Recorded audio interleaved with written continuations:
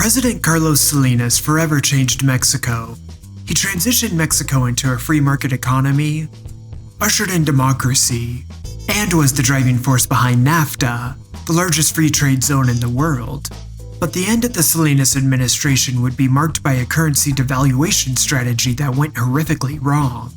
This economic catastrophe, along with corruption allegations, destroyed the president's reputation. To learn more about this critical time in Mexican history, check out the previous part in this series. Otherwise, stay here to learn how NAFTA linked the destiny of all three amigos. For better or worse, the three North American economies are handcuffed to each other. The three federations will either prosper or fail as one. But the evidence shows that North Americans should feel pretty good about their economic future. Here's why. US politician Ross Perot predicted that NAFTA would create a giant sucking sound of US jobs going south. While correct, Perot failed to see that the giant sucking sound would flow in every direction imaginable, and even suck in jobs from Europe and Asia. Yes, it is true that a lot of US jobs and investment went south, but a lot of Mexican investment also went north. Take for example Rossini, one of the biggest brake manufacturers in the world. A majority of North American pickups use parts manufactured by this Mexican-based company. While officially headquartered in the state of Coahuila, Rossini built two main manufacturing hubs in Michigan and Ohio. All thanks to NAFTA. Rossini isn't unique. There are several other Mexican-based companies that also expanded manufacturing in the north. Vitro, which makes car windows, is headquartered near Monterrey, and they built 6 manufacturing hubs in the US, and 4 customer service centers in Canada. There's also Nemak, a key supplier of engine heads and blocks, also headquartered near Monterrey. Nemak expanded manufacturing into the US and Canada. These are not anecdotal examples. Car manufacturing across the continent is deeply integrated in all 3 countries. Today, there's no such thing as a Canadian car, a US car, nor a Mexican car. There is only a North American car. Instead of trading with each other, the three amigos build together. In the 1970s and 80s, there was a legitimate fear that North American manufacturing would be crushed by Asian competition. But thanks to NAFTA, those fears were mitigated. Today, the United States exports about 1.6 million cars per year, and they were built with components from both Mexico and Canada. This high volume of exports would be impossible without NAFTA. North American car manufacturing became so efficient that Asians and Europeans were concerned that they couldn't keep up. As a result, foreign car companies had no choice but to invest in North America. The result is an undeniable win for the entire continent. And this map is just for final assembly. A map that included all parts manufacturing would be too cluttered to be coherent. NAFTA created a trilateral, automobile, manufacturing superpower. Through commercial integration, the three amigos build products that are highly competitive on the global market. Today, nearly 5 million US jobs are dependent on NAFTA. Of course, Mexico won too. Since the implementation of NAFTA, Mexican GDP per capita has grown by nearly 54%, and Mexico's income inequality also improved after the implementation of NAFTA. Mexico's contribution to the North American economy goes well beyond cheap labor. Mexico also provides a lot of brainpower. Starting in 1996, Mexico made big investments into training their own engineers. In some years, Mexico had more engineering graduates than either of its northern neighbors. This investment greatly expanded the Mexican middle class, while also attracting additional foreign investment. When GE wanted to develop new technology in renewable energy, they set up shop in Mexico. When Honeywell wanted to make advancements in new safety features, they too went to Mexico. And when Boeing wanted to crash test a 727, they did it in Mexico.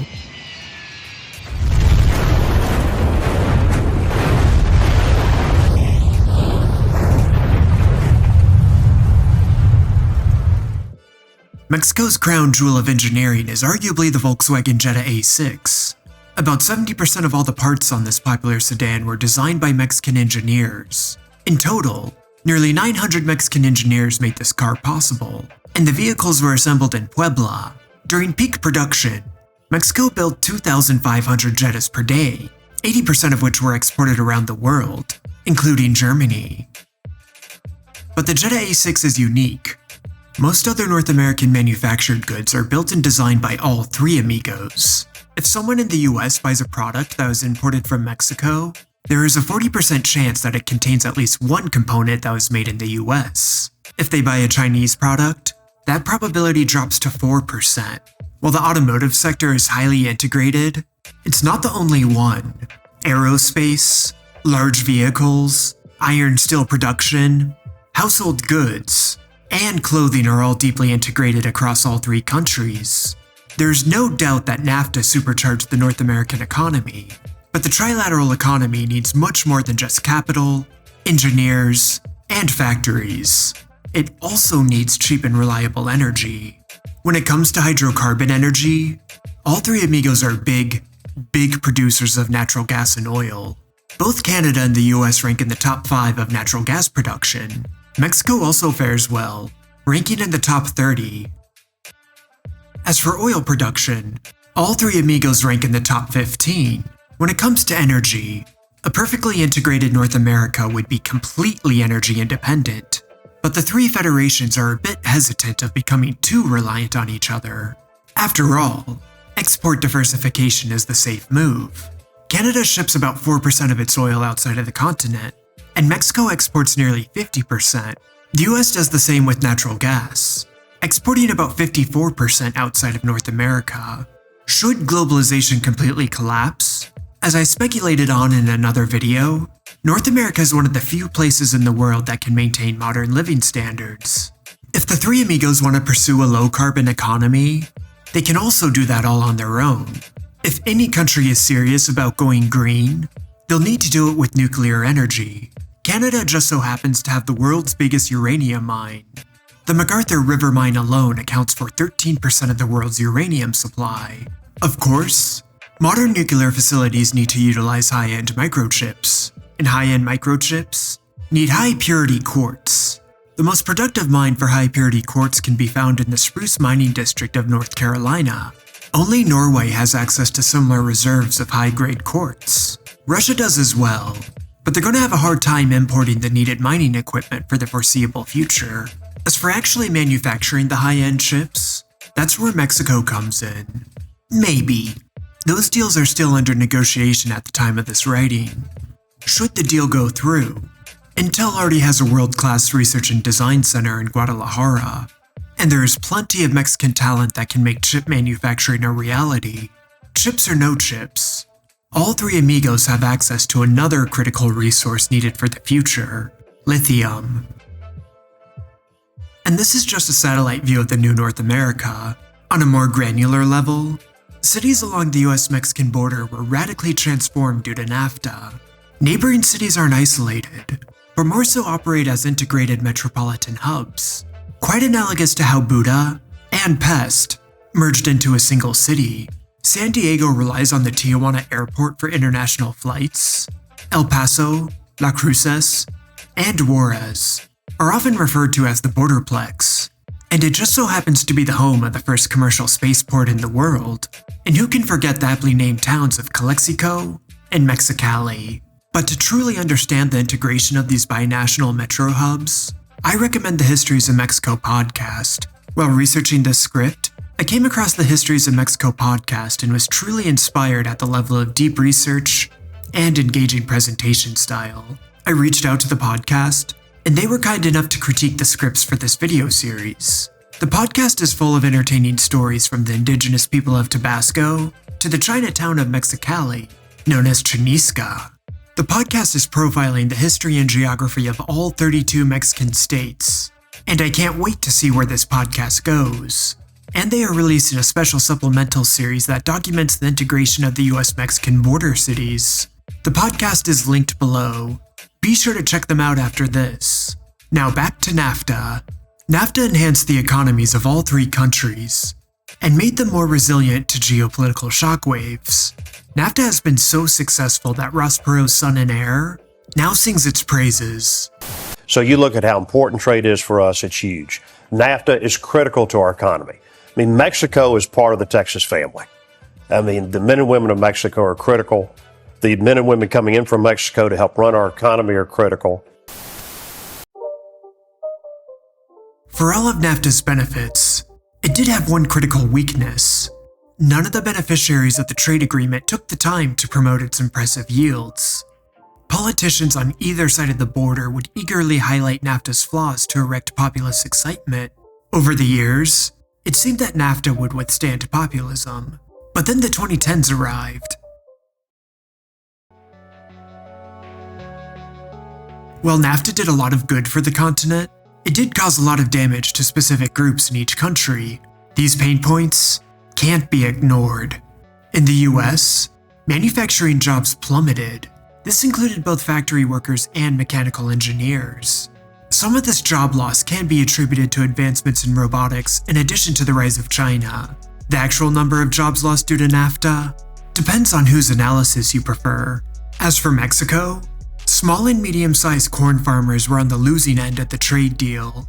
While the US heavily campaigns for neoliberalism and free trade, there is a bit of hypocrisy that needs exposing. The agriculture sector. For reasons that can be traced back to the Dust Bowl and the New Deal, the US government loves protecting their farm industry. This includes a mix of subsidies and protectionist tariffs, all of which vary from crop to crop. Just as Mexico refused to liberalize their oil industry, the US refused to liberalize the ag sector. This meant that Mexican corn farmers got crushed when NAFTA arrived. They were not competing on a level playing field, and small Mexican corn farmers had no chance of competing with US corn farmers that were heavily subsidized with government handouts. However, not every Mexican farmer suffered. Those who converted their crop production to avocados, tomatoes, or strawberries did very well. So well that Mexico has a trade surplus in the ag sector. Identifying which Canadians lost from NAFTA is a bit more nuanced. Generally speaking, if a Canadian industry or company was already integrated into exports, they did very well. But if a firm was too dependent on Canadian-only customers, they would suffer. It is undeniable that NAFTA was for the greater good of the continent, but it is equally undeniable that it caused a tremendous amount of suffering to a minority of the population. These weren't job losses, these were career losses. The wheels of economic progress tend to crush over the innocent, whose only crime is choosing the wrong career at the wrong time. The legitimate grievances against NAFTA created an environment ripe for political opportunism and sensationalist journalism, particularly in Mexico and the United States. Any US politician who wanted to become president would have to criticize the deal. Instead of creating jobs, NAFTA cost us jobs. NAFTA was a mistake. Which Democrat opposed NAFTA and other trade deals that send American jobs overseas? John Edwards is the only one. I want to be a president who focuses on smart, pro-American trade. Well, there's no doubt that NAFTA needs to be amended. But one presidential candidate sounded a bit more sincere in his criticisms of NAFTA. NAFTA is a disaster. The single worst trade deal ever made by any country anywhere in the world. Secretary of State, and I have Your husband signed NAFTA, which was one of the worst things that ever happened to the manufacturing industry. That is your opinion. You go to New England, you go to Ohio, Pennsylvania, you go anywhere you want, Secretary Clinton, and you will see devastation where manufacturing is down 30, 40, sometimes 50%. NAFTA is the worst trade deal maybe ever signed anywhere, but certainly ever signed in this country. But Trump wasn't the only trade skeptic nativist to rise to power.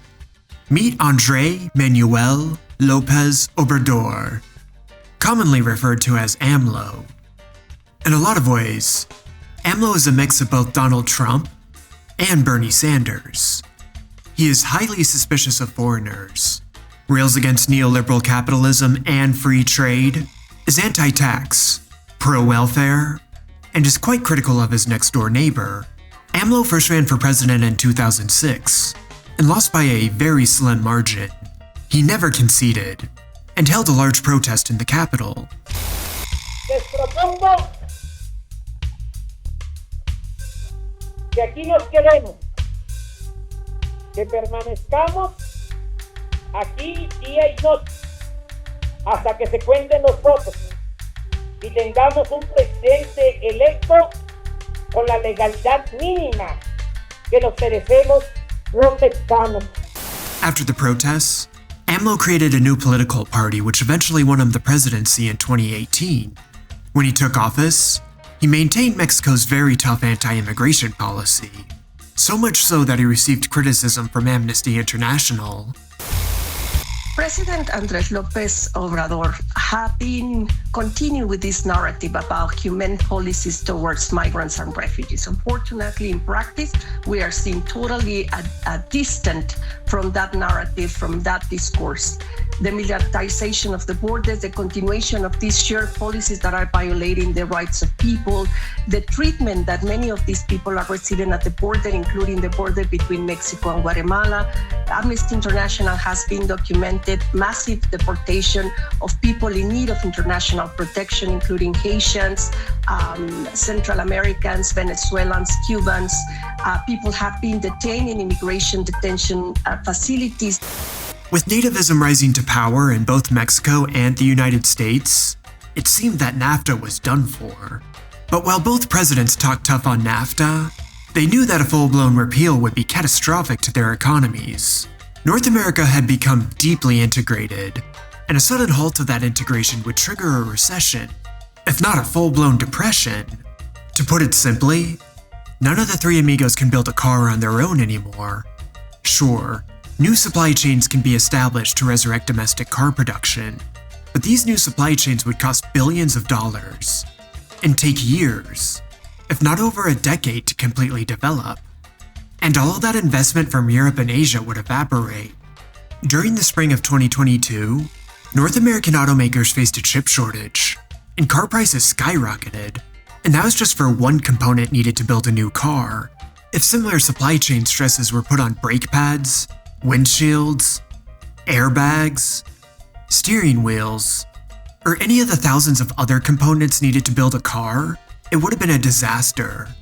And that goes without mentioning the steel, plastic, rubber, and other materials needed to build the components in the first place. If NAFTA was killed, then the North American economy would be killed with it. North Americans would be left begging Cubans to teach them how to maintain old cars. This dilemma extends well beyond the automotive sector. Any industry that was plugged into the $10.6 trillion worth of North American trade was at risk. The economies of all three amigos had become quite reliant on each other. Terminating the deal without a replacement would utterly kneecap the North American economy. Luckily, cooler heads prevailed.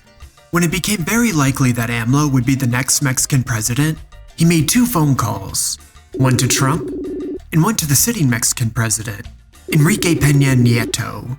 He informed the two presidents that they needed to renegotiate NAFTA now. If they could complete the deal before AMLO took office, he promised that he wouldn't kill the deal. In the spring of 2017, the new NAFTA negotiations began. While Trump and Nieto certainly had an awkward relationship, the trade negotiations actually went pretty smooth. There was too much at stake for political shenanigans.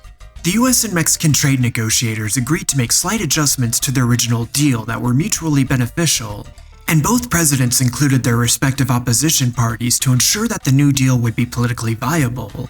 Despite all the preceding name-calling and awkward photo ops, the negotiations were quite productive. Everything was progressing nicely. But then the Canadians got involved.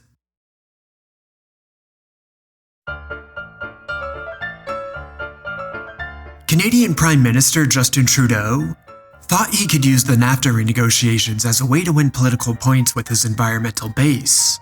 He had already strong-armed Alberta and Saskatchewan, and now he thought he could do the same thing to Mexico and the US. Quite a bold move, considering that Canada has higher per capita CO2 emissions than its southern neighbors. Despite the hypocrisy, Trudeau was serious. He would not agree to a new deal unless there were stronger environmental clauses. To be fair to the Prime Minister, it could be argued if environmental protections would make for good policy, but it could not be argued if they were politically viable. Getting Mexico and the US to agree to environmental guidelines just wasn't going to happen. Trump's political base included the fossil fuel sector, and he wasn't going to stab them in the back for Canada. As for Mexico, there's a patriotic connection with their oil. In Mexico, the people own the oil, not corporations, and certainly not foreigners. They would not sacrifice that asset for any foreigner. AMLO has been very clear about his stance on Mexican oil throughout his career. Quitan el petróleo. Sería como desangrar a México. But Trudeau insisted, and insisted, and insisted. He would not back down. But I've also said very clearly, and Canadians know this of me, that I will stand up for Canadian interests. I will only sign a deal that is good for Canada. And no NAFTA is better than a bad deal. And we've made that very clear with the president. Right now, in very intense negotiations, I would say would be the word intense with Canada. We'll see how it works out. If it doesn't work out, that's going to be fine for the country, for our country. It won't be fine for Canada. America doesn't need trade with the rest of the world nearly as much as the rest of the world needs America for trade. How much does Canada need the U.S.? Since day one, we have needed them incontrovertibly. And that's uncomfortable for many Canadians because we sort of have the junior partner sensation. But the truth is that all of our infrastructure largely points north-south, that all the various pockets of population around the country trade more with the Americans than they do with each other. BC trades more heavily with Washington State than it does with Ontario. Ontario certainly trades more with the Midwest than it does with the Atlantic or Pacific coast. Most of Alberta and Saskatchewan's trade goes south as well. So we pretty much desperately need them. By a certain point, the Canadian Conservative Party was starting to get very concerned that Trudeau's negotiation tactics would backfire. We're seeing a relationship, a key relationship with the U.S., which we should be building on the good relationship that we have. And again, Trudeau has known, certainly we all understand that Trump can be who Trump is, but the Prime Minister sure didn't help the situation. Well, we have a very respectful and grateful relationship that we have with our U.S. counterparts, and we certainly wouldn't have gone in and started to lecture on things like gender rights and the environment. The Canadian Conservatives were right to worry, as the Mexicans and Americans were growing exhausted with Trudeau's stubbornness. After all, they were working with a deadline. They had to get the deal done before AMLO took office. The Mexicans and Americans decided to have conversations without any Canadians present. There, they asked themselves something that we've all wondered at some point. Is Canada really that important? Wouldn't it be easier to just negotiate a deal without Canada? And that's exactly what Mexico and the US did. And they were very sly about it. Sure, it would have been preferable to keep all three amigos intact, but Trudeau's stubbornness put the entire deal at risk. The Mexicans and Americans had no other choice. It was time to send Canada packing. And as both Mexicans and Americans have an appreciation for the dramatic arts, they decided to break the news to Canada in a very exciting way. Instead of privately informing Canada that they were getting kicked out, Mexico and the US decided to surprise Canada of their expulsion on stage at the end of a press conference, which led to this perfectly timed photo. This was very bad news for Canada. About 29% of Canada's GDP is based on exports to Mexico and the US. Being expelled from NAFTA would be much more than a mild inconvenience for Canadians, but the Canadians did have an ace up their sleeve. This is Chrystia Freeland. She speaks 7 languages, has degrees from both Harvard and Oxford, and received prestigious awards for her books on foreign affairs. If anyone could save Canada, it would be Freeland, and she had very little time to work with. In a matter of a few sleepless days, Freeland was able to get Canada back into the trade agreement. She severely reduced Trudeau's environmental mandates, but as a cost for re-entry, she had to open the Canadian dairy market to American farmers.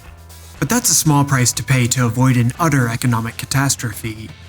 With Freeland's brilliance, Canada was saved, and the three amigos remained intact. Of course, the new NAFTA would have to be ratified by each country's legislature. This would be an easy process for both Mexico and the United States. Since opposition parties were consulted during the negotiations, there was no political drama. As Canada has a Westminster-style democracy, The opposition party wasn't too involved in the negotiations. The exclusion would not have an impact on the deal's ratification, but it did lead to a drama-filled week in Ottawa. One of the good things about having a drama teacher as Prime Minister is that it's very entertaining. Our Prime Minister has been acting like he's standing up to Donald Trump, when in reality, he's just backed down. Mr. Speaker, there's a bit of a mystery here, because last week I think the Conservatives were urging us to capitulate. They were urging us to do it. Order. Well, it's funny that they would choose to use the word capitulate, because capitulate is precisely what they have done. They have capitulated on pharmaceuticals, allowing Trump to force higher drug costs on Canadian patients to boost American drug company profits. The question is, what did they get in return for all of this capitulation? Did they get an end to Buy America? Yes or no? Honorable Minister of Foreign Affairs. As I said, Mr. Speaker, the Conservatives seem to have discovered a lot of Monday morning courage, having counseled throughout this negotiation. Well, she can misrepresent our position all she wants, so I'm trying to find out the position of this government. We know that they've backed down to Donald Trump by capping future growth of Canadian auto exports. This deal is great for the car sector. It is great for the car parts sector. Mr. Speaker, it's funny, the Liberals are trying to take credit for things we already had for 25 years. Thanks, Conservative! You know, they're trying to take credit for something that was negotiated under a previous Conservative government. We know what they sacrificed, what they gave up in backing down to Donald Trump. Higher drug costs for Canadian consumers and higher profits for American companies. We know they gave up a lot for Donald Trump, but what about on softwood lumber? Tariffs have killed jobs in the forestry industry in Canada for a long time. Have they finally put an end to Trump's tariffs on softwood lumber? Yes or no? Honorable Minister of Foreign Affairs. Mr. Speaker, let me tell you what we got for the softwood lumber industry. It's something called Chapter 19. This dispute settlement mechanism is absolutely essential for our industry, and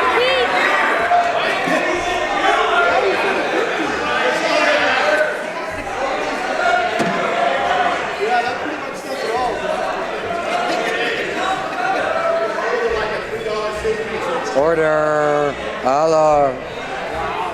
Alarm. Despite the fireworks and political posturing, Canada ratified the agreement. Each country has their own name for the new agreement, but I'm just going to keep calling it NAFTA for simplicity's sake. With the new NAFTA finalized and ratified, a celebration was in order. Jared Kushner, Trump's son-in-law and key advisor, would be bestowed the Orden de la Guerra Azteca. This is the highest honor a foreign civilian can receive. After AMLO officially took the office of the presidency, Trump invited him to the White House for their own celebration. The relationship between the United States and Mexico has never been closer than it is right now. We're cherished friends, partners, and neighbors. Our cooperation is founded on mutual trust and mutual respect between the two of us and between our two countries. And we honor the great dignity of both nations. Today we celebrate the historic victory we achieved together just days ago when NAFTA was officially terminated and replaced with a brand new, beautiful USMCA. This was quite the political feat.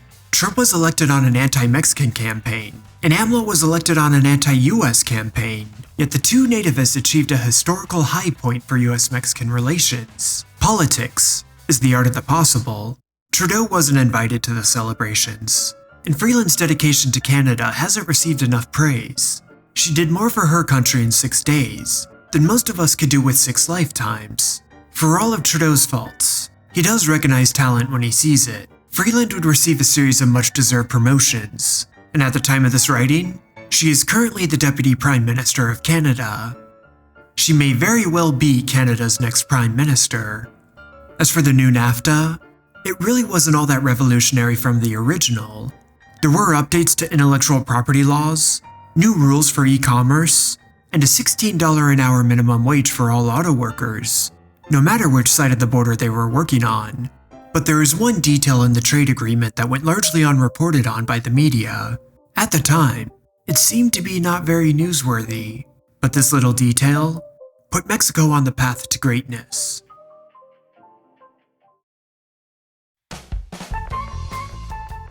The United States is the world's largest consumer market, and the modern American shopper is quite different than just a decade ago. In the past, Americans only cared about two things when shopping: price and quality, but the majority of Americans have a new metric: ethics. 56% of Americans refuse to buy from companies that they consider unethical. This figure is much higher amongst millennials and Gen Z. Hopefully, Americans will expand this thinking to beyond just companies, and also consider where their products come from. Because when it comes to an ethical comparison between Mexico and the Chinese Communist Party, there's no comparison at all. The CCP routinely steals intellectual property. Mexico has over 14,000 patent applications every year. The CCP brutally oppresses religious minorities. Mexico is building the train Maya, which is expected to lift 1 million indigenous people out of poverty. The CCP is building secret police stations across Europe. Mexico entered a free trade agreement with the EU in the year 2000. The CCP is using TikTok to gather intelligence on the youth of the world. Mexico developed Sky Alert, the premier app for earthquake warnings. The CCP is the world's largest polluter. Mexico has over 8,000 square kilometers of protected state parks, all of which play a critical role in protecting the North American biosphere. The CCP is responsible for over 55% of oceanic plastic pollution. Mexico created the Riva-Jajedo Archipelago National Park, a nearly 14,000 square kilometer conservation area designed for the purpose to protect migratory marine life. The CCP seized Tibet and Hong Kong. Mexico hasn't annexed any land since 1897. The CCP is increasingly threatening Taiwan. Mexico has no imperial ambitions whatsoever. No matter which social justice issue is most important to you, it doesn't matter. Mexico is morally superior to the CCP in any category you can possibly imagine. When shoppers vote with their wallet, they should vote for Mexico at every possible opportunity. When you see a product with the prestigious Made in Mexico seal, you can buy with confidence that the product was in fact made in Mexico. Chapter 4 of the new NAFTA agreement significantly raised the rules of origin standards. The days of making slight alterations to change a product's origin are over. With the new NAFTA, Made in Mexico means made in Mexico, but not all of us vote with our wallet. If you care more about saving money than virtue purchasing, Mexico is still the superior option to China. While there are variances across industries, the Mexican workforce is cheaper, more productive, and more talented than China. Labor rates in Mexico are about $3.95 per hour versus $4.50 an hour in China, and the lower cost doesn't mean lower quality. Mexico has been in the manufacturing sector for more than 60 years, and this tradition has created multi-generational talent. As the Mexican economy grows, so will wages. But this won't cause Mexico to lose its competitive edge. When Mexican wages become more expensive than China's, Mexico will keep its cost-competitive advantage. This is in large part due to their northern neighbor. Mexico gets about 76% of its natural gas from the United States, and it's incredibly cheap, all thanks to the shale oil revolution. Depending on the year, natural gas prices in China are about 50 to 170% more expensive than that of Mexico.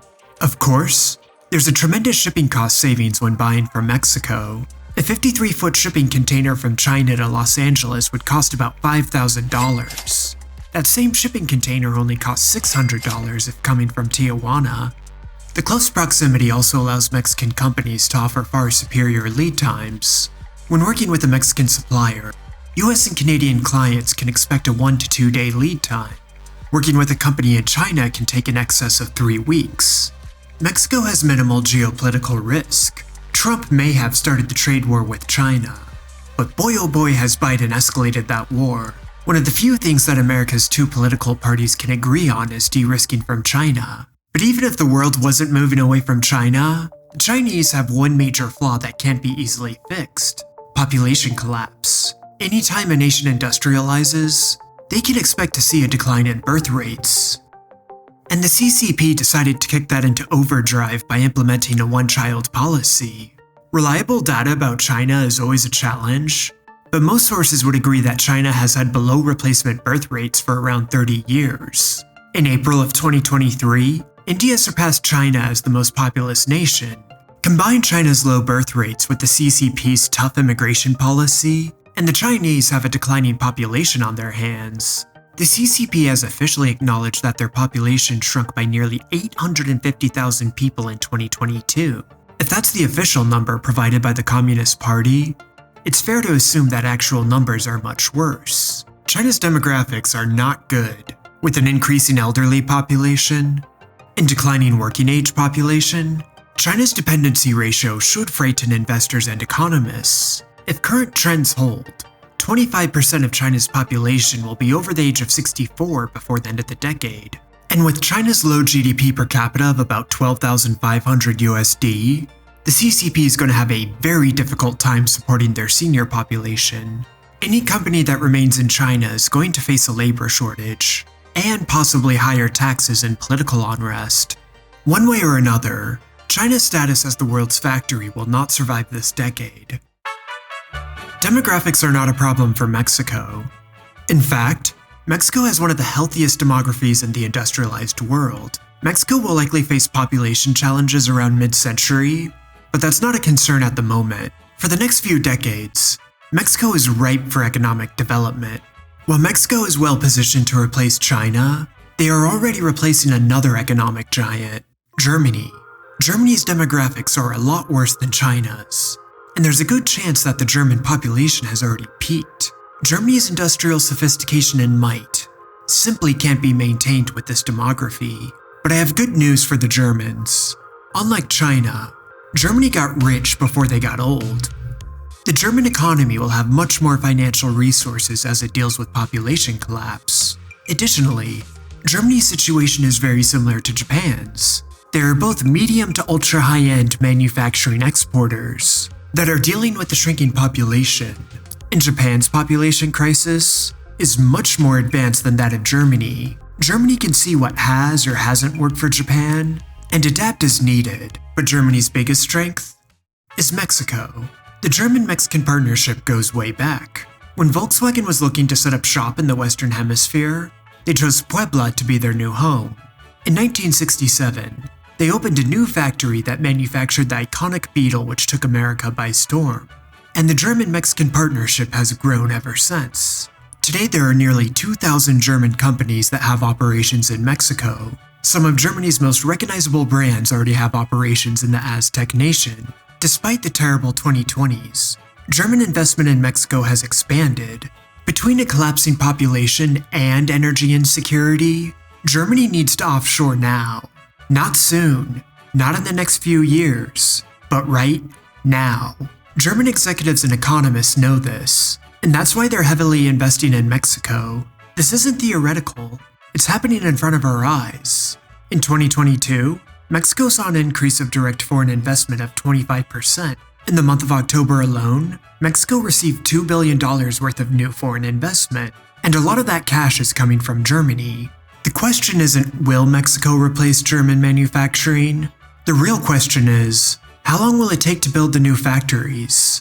And German companies aren't the only ones pumping money into Mexico. Flex Americas, Molex, and Mazda all have multi-million-dollar investment plans for Mexico. All global supply chain readjustments point to Mexico. The US and Canada want to nearshore their supply chains to get away from China, but they don't have the demographics to build domestically. The Northern Amigos won't be able to nearshore without Mexico. Germany and Northeast Asia don't have the population to maintain their manufacturing industry. To save their economies, they also need Mexico. To put it bluntly, the world needs Mexico. And Mexico is just about to complete the Isthmus project, which will operate as a second Panama Canal, albeit with sophisticated ports and high-speed rail as opposed to a solid waterway.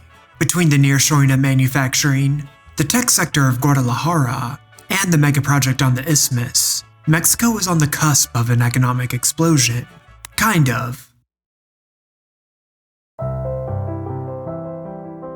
Of the many highly talented Mexican analysts that I sourced in researching this video, I know exactly what they'd say. I am overhyping Mexico's future a bit too much. And that's very valid criticism. Mexico's middle class is likely to grow, and wages of all classes are likely to grow too. But this growth won't happen overnight. All the new factories being built in Mexico will take at least a few years to complete.